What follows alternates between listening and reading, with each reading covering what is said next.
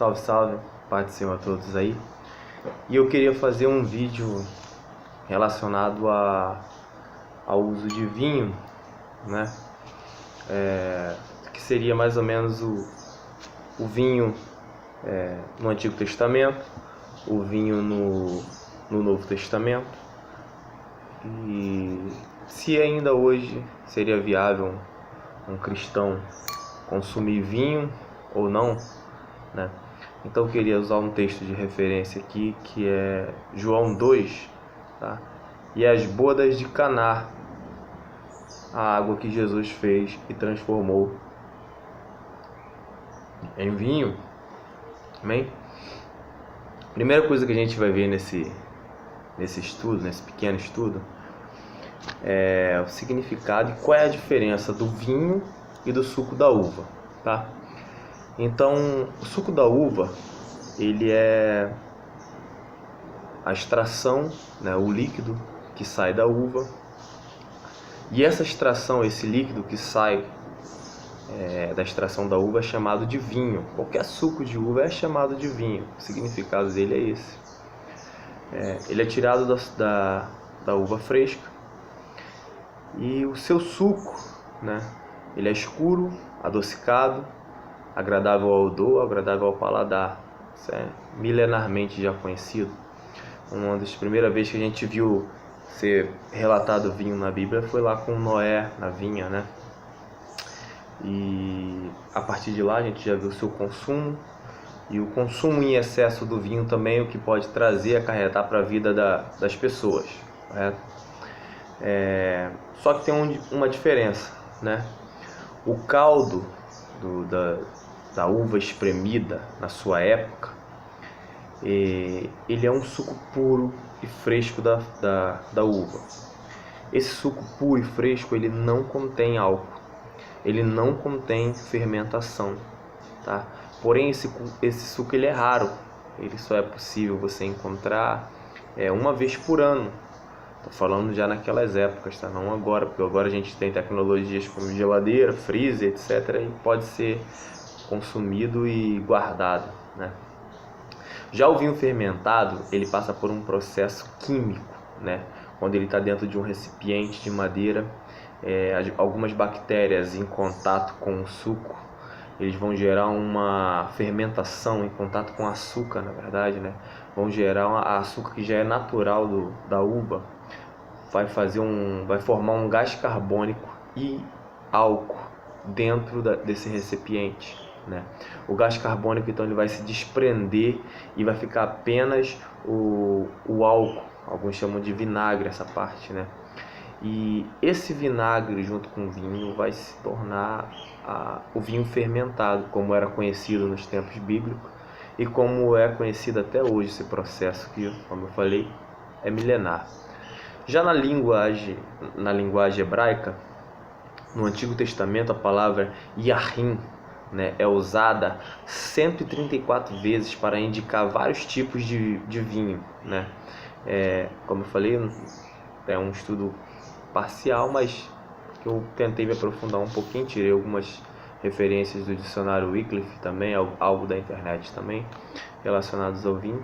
E Yahim, como eu falei, perdoe o meu hebraico, fraquíssimo, mas essa palavra Yahim, ela é encontrada 134 vezes, e ele vai indicar vários tipos de vinho, tá? Ou seja, não somente o vinho fermentado, mas como também o suco sem a fermentação.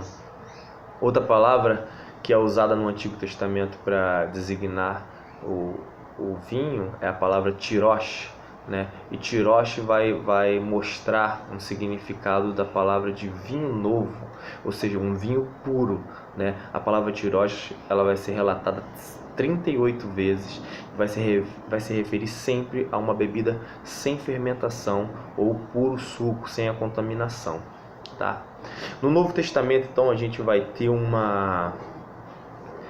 algumas passagens, e por algumas vezes vai aparecer a palavra shekar, que aí já não é vinho, mas sim bebida forte. Poderia ser qualquer outro tipo de bebida, de caldo, extração de outra fruta ou de outra matéria-prima, tá? A Bíblia vai falar também sobre uma palavra muito usada.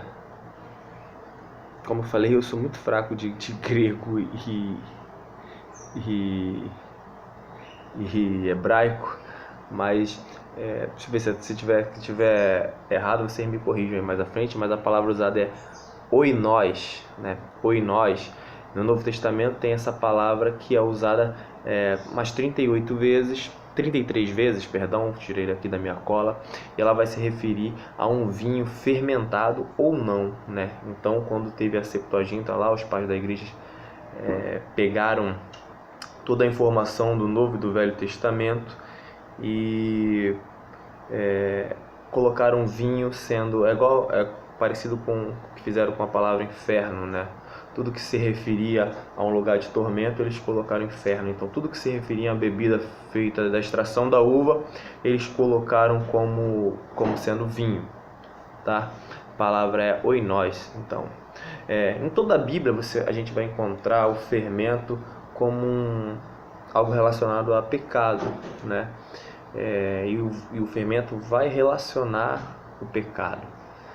Então, no caso da festa da Páscoa, era proibido, né? Extremamente proibido você usar o fermento, nem no pão, nem no vinho. As pessoas não usavam fermento. Então, no caso exclusivo da ceia do Senhor, caso exclusivo, estou falando lá da ceia do Senhor, lá que Jesus fez, aquele vinho lá, eu tenho certeza, posso falar com certeza que aquele vinho não era fermentado, ou seja, não era alcoólico, porque não era possível você usar fermento, pelo menos era uma ordenança clara de que você não deveria usar fermento, né? E o fermento, como eu falei, aquela reação química vai tornar o vinho alcoólico ou não, tá?